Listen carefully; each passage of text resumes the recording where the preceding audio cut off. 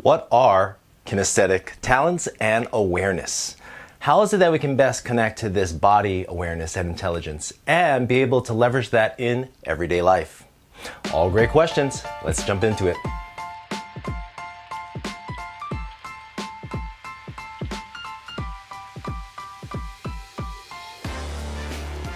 Welcome back, adepts and initiates. Day 9 of Applied Intuition. From today on, we get into the experiential pieces, spending more time in terms of the actual functional activities and exercises that allow us to have a real experience of all the things we're going to be talking about.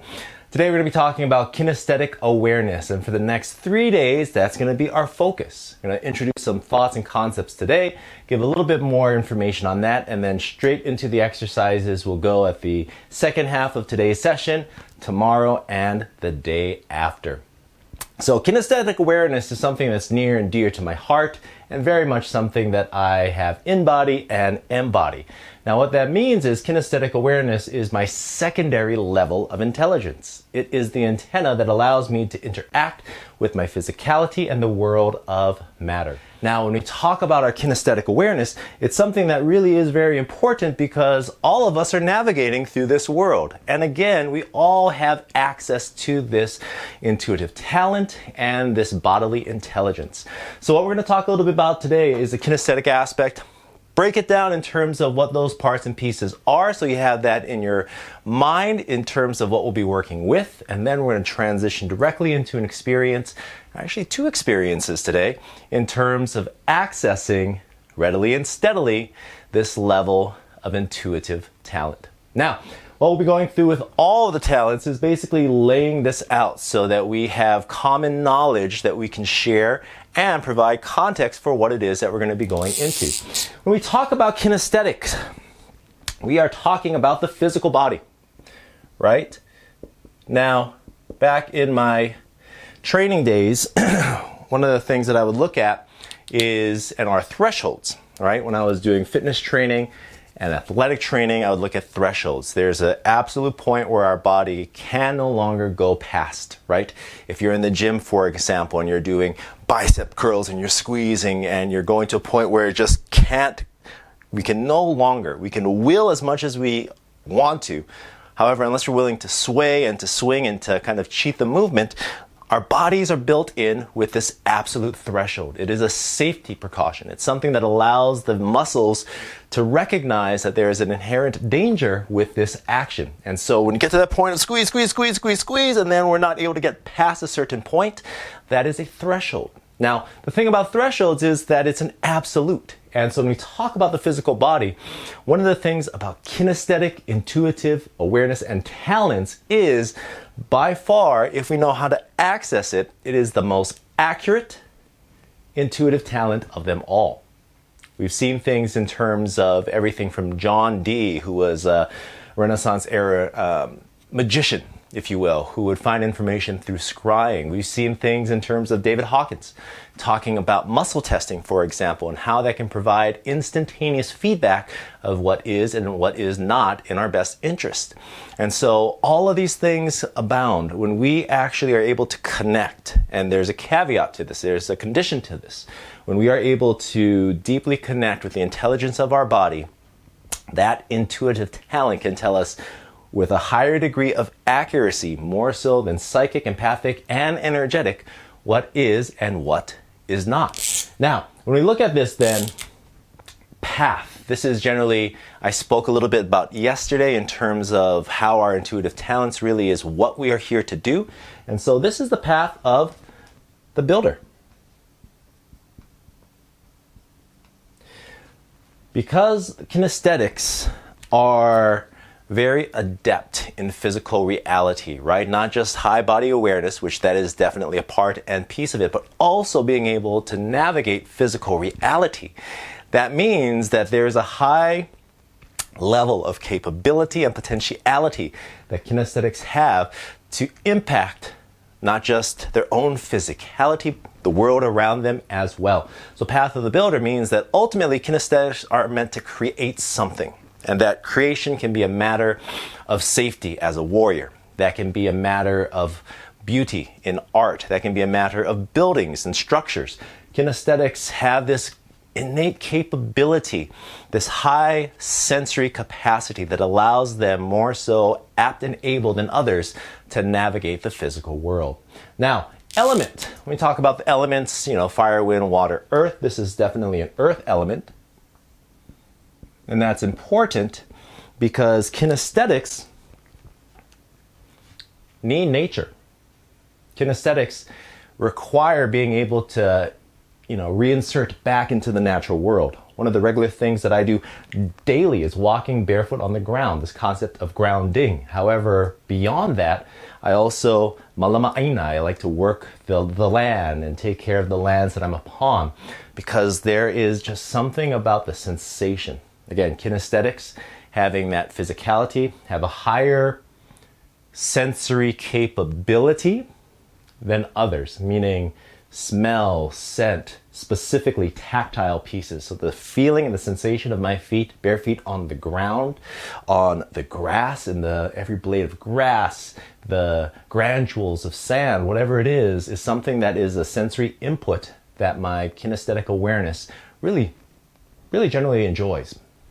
It goes the opposite direction too, though. Things that are unenjoyable are also really unenjoyable. Realm, the realm of matter. Why does this matter, you may ask? Well, as we look at the different realms, these are areas that we can focus our attention, right? If this ability is your primary, then one of the things that you are meant to do in the world is to create. It's an impulse that works through the very aspects of your intuitive faculties. Now, when it comes down to that, then we want to be focusing that attention on physical reality. Yet there's so many different ways that can transpire in art, in athletics, in architecture. And so focusing upon this, then, these kinesthetics are masters of physical matter. Biology. I had mentioned on one of the episodes talking about the musculoskeletal system. And so this is a matter of our bones, our muscles, our sinew, our fascia. One of the aspects of kinesthetic awareness is called proprioception, our body's ability to instantaneously receive feedback about where I am in space. And so, there are some people who can be a little more clumsy, right? Drop things, bump into things, bruises on their bodies. That's someone that generally has a lower kinesthetic awareness or tied to that level of awareness. That proprioceptive capability is a little lower. Now, for kinesthetics who have this in their primary, they are generally speaking more aware of their surroundings, right? Like my back is to this bookcase, for example, and I know that there's a certain distance that I have before I actually touch it. And so I can move in that space, even though I'm not consciously thinking of it, there's a level of awareness that's processing that as well. And that's a part of kinesthetic capabilities too. Qualities. Now, let me explain this part. There is, as we started to talk about way back when around coherence, right? Talked about the masculine and the feminine, the masculine being more projective, electric in nature, analytical, methodical, great with fixed data. The feminine, and that's one step back on the masculine, that's our left hemisphere. The feminine being more expressive, experiential, imaginative, emotional, creative. The right hemisphere aspect of it, and magnetic in nature. Now, when we talk about that, then, there generally speaking are going to be two aspects to these intuitive talents. Is it by nature more projective or receptive? Is it by nature also then more tangible or intangible? And so with this, the qualities that we're talking about around the kinesthetic intuitive talents is by nature more receptive and tangible. More receptive and tangible. So this means there's an aspect that is feminine, masculine. Now, I'll explain that a little bit more after we go through all this. Just for now, know that there are going to be two qualities, receptive or projective, tangible or intangible. And kinesthetics are receptive, so information comes in, and that is one of the just natural aspects of this talent. And it's specific in what can be more readily perceived. Okay? So body is physical, path is that of the builder, element is the element of earth, the realm is a matter of matter, biology is the musculoskeletal system, and the qualities come into receptive and tangible. All right. Before we finish off here, I want to take one step back because I was talking about absolutes and thresholds. And one of the exercises that I want to run through is specifically around the concept of what's called muscle testing.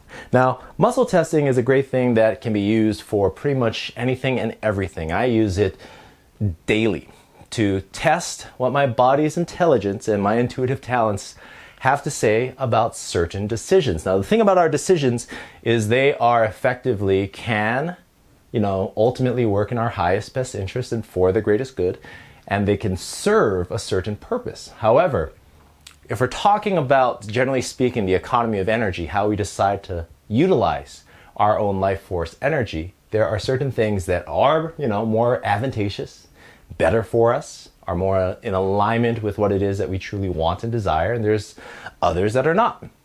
And so one of the things that I like to do daily, multiple times usually throughout the day, is muscle test. Now, the concept of muscle testing refers back to thresholds, right? We have an absolute threshold that our body has. And when we go in that direction, then we can look at that it's very binary. Something is or it isn't. Something is true, something is false, something is good for us, something is not good for us. And so as we look at it through that lens, one of the things that I want to focus on today is the muscle test. So what you're going to do is basically you just need your two hands. There's ways to do it with just one hand. However, I prefer doing it with two. You're going to take your non-dominant hand, okay? Non-dominant hand and your dominant hand. We're basically going to be holding it, these little gestures. Your dominant hand is going to squeeze incredibly hard, like you want to keep your fingers together. Your non-dominant hand is going to link right on the inside, and your dominant hand is going to be the anchor. Your non-dominant hand is going to be the tester. Now, what we're going to do is both fingers are going to squeeze as hard as we can, and we're going to calibrate first and foremost by saying, show me a yes. Okay? And then attempt to pull apart your fingers as hard as you can. Mine stuck.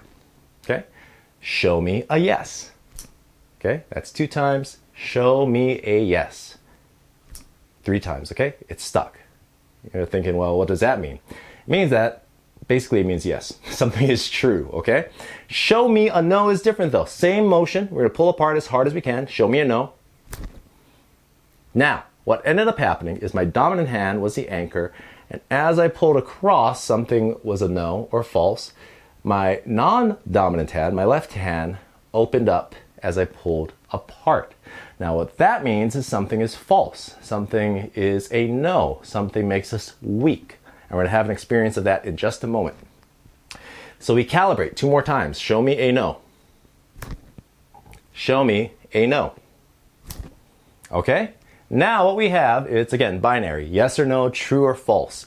What we can do is, now we can just test things throughout the course of our day.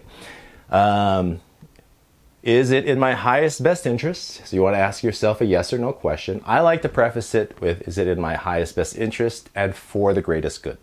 You can also just simply ask a yes or no question. To do it though, go ahead and link, and let's say, is it in my highest best interest and for the greatest good to drink coffee today? And pull. See what your body tells you. Is it in my highest best interest and for the greatest good to drink more water right now? Is it in my highest best interest and for the greatest good to go skydiving this afternoon? No. So this is a great way, and I want you to work with this because this places our intention on our body, which allows our attention to really start to connect more deeply and thoroughly with our kinesthetic intuitive awareness and talents.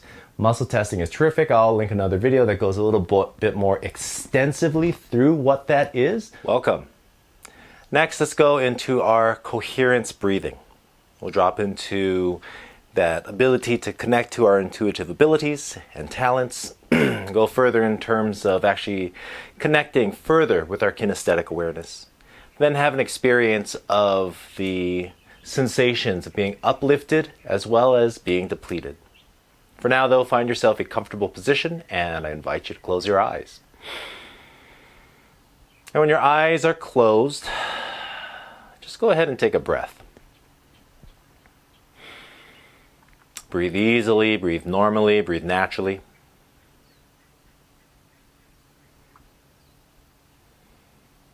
Just allowing breath to guide our body,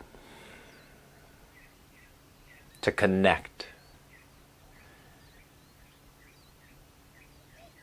and just to be present.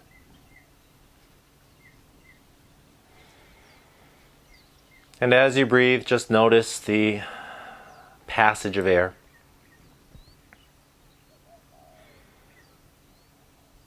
With each and every breath in and each and every breath out.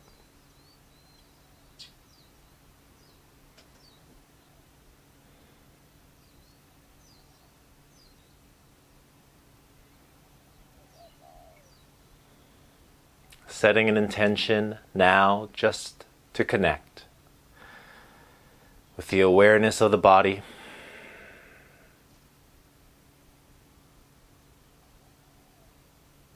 To immerse in the sensations of our kinesthetic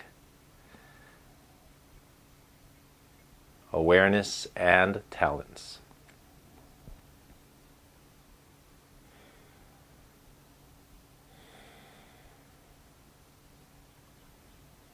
Now, allow your consciousness to rest at your feet. Specifically your right foot, the toes of your right foot, heel and ankle.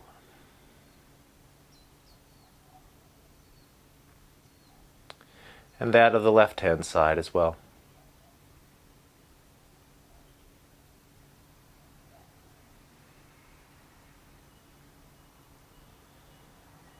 Become aware of your lower legs, your calves and your shins. Just really opening yourself to the awareness of your body, any sensations and feedback that may be provided.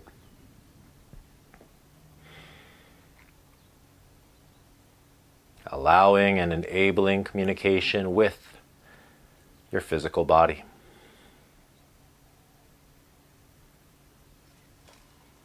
Become aware of your thighs, the length of your thighs, bone, muscles, and sinew, from your knees all the way into your hips, from your hips into your abdomen and lower back, becoming aware and attentive to the very organs within your abdomen.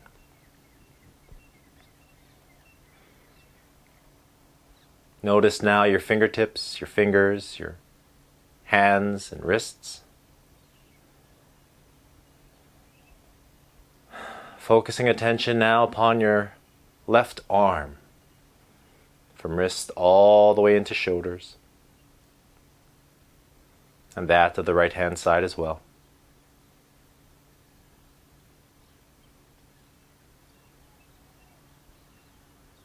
Back into breath. Notice the filling of your lungs, the expansion of your chest and your back with each and every breath in. And its opposite with each and every breath out.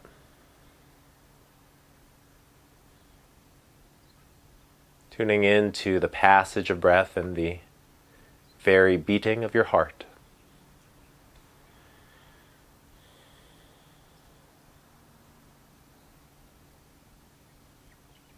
And as you take this moment, allowing your awareness now to traverse the length of your spine, your shoulders and neck, to the muscles of your jaw, your cheeks, and your brow. Tuning into the entirety of your head and totality of your body.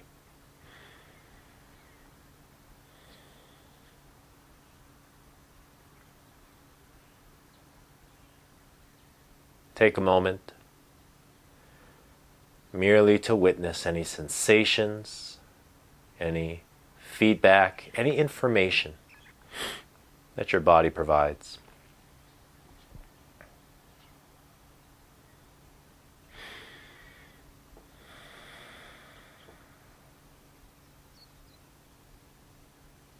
Now, bring to mind, heart, and in body the word uplift. Uplift. Uplift. Feeling the sensation of this as it surges, passes, and connects to your physical body.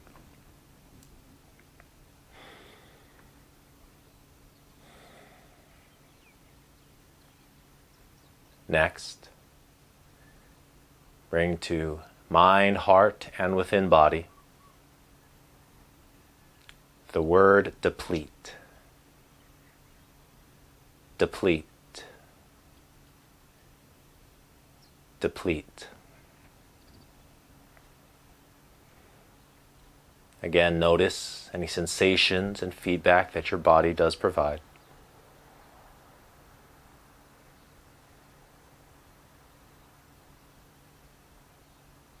Now, bring to mind, heart, and within body the word renew. Renew. Renew.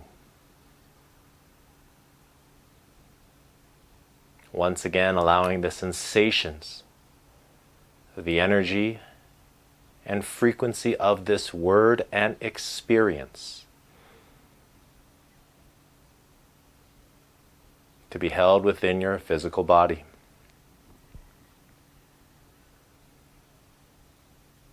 Noticing any sensation that you may witness, observe, and attend to.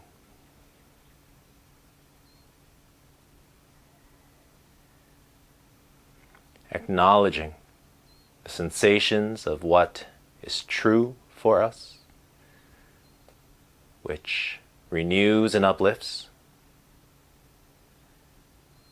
and that which is untrue for us, which depletes, which exhausts. Tuning into the subtlety of this sensation, we bring this exercise now to a close. Breathe out, allowing all air to expire from your lungs. Breathe in, slowly, deeply, fully holding this breath. Exhale, heavy with a sigh. 2 more of those, slowly, deeply breathing in, fully. Hold, exhale. Lastly, 1 more breath. Breathe in, filling your lungs fully in this moment. Exhale, allowing that release. Bringing to close this exercise. And when ready, please feel free to again open your eyes once more to engage the world around you.